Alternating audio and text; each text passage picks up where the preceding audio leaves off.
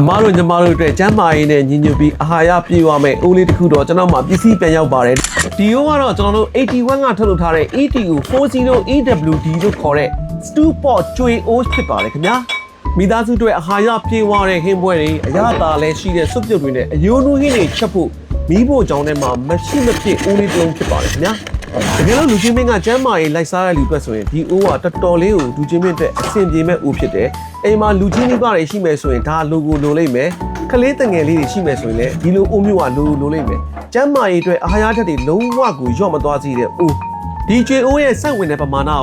4.0 လီတာရှိတဲ့အတွက်ကြောင့်မိသားစုလိုက်ချက်ပြုတ်ရဲ့အနေတော်အရွယ်စားလေးပဲဖြစ်ပါတယ်သူမီးသုံးမဲ့ဝက်ကတော့လူချင်းမင်းတို့အိမ်မှာရှိတဲ့၄ဘူးကျက်ပေါင်းအိုးလောက်တော့မီးမသုံးဘူးဗျမီးသုံးတဲ့ဝက်က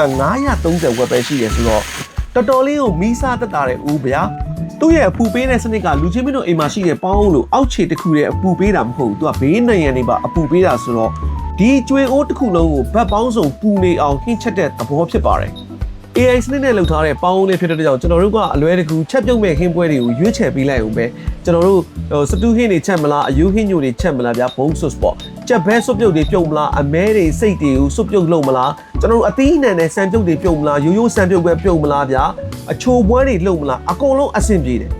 ကျွန်တော်တို့အပူချိန်ကိုထိန်းချုပ်ဖို့အတွက်လဲ low medium high ဆိုပြီးတော့သူကအပူချိန်ကို3ဆင့်ခွဲထားပေးသေးတယ်ပရိစက်တိုင်မှာပါတာဖြစ်တဲ့အတွက်ကြောင့်ညအိတ်ခံဒီပရိစက်ပေးထားပြီးမနဲ့မိုးလင်းတာနဲ့အငွေ့တစ်ထုံထုံနဲ့ပူပူနွေးနွေးဆန်ပြုတ်တော့မလား